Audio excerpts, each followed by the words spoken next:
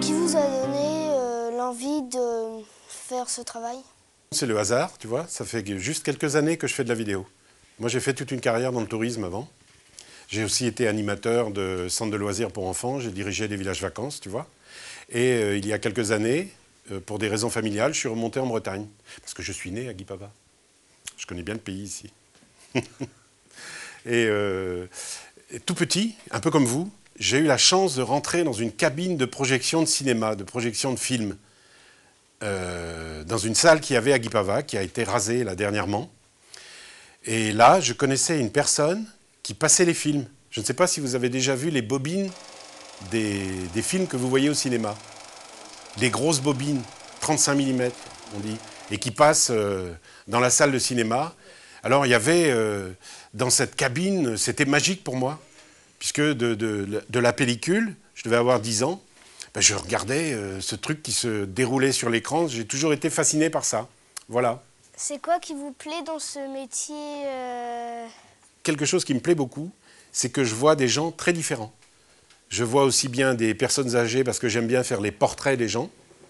Tu vois, je les filme au travail ou dans des activités. Je les interviewe, je les rencontre.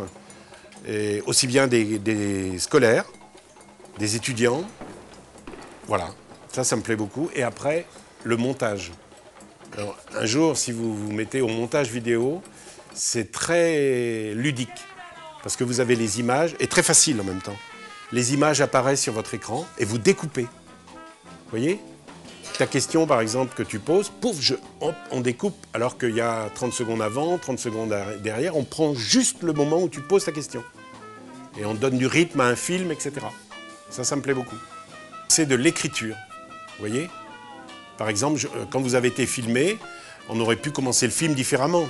Si on avait eu le temps avec Catherine, on aurait peut-être pu faire un petit atelier de vidéo et vous auriez dit « Oh ben non, on commence par une question » plutôt que de mettre Diane Vadezour qui chante. Vous voyez?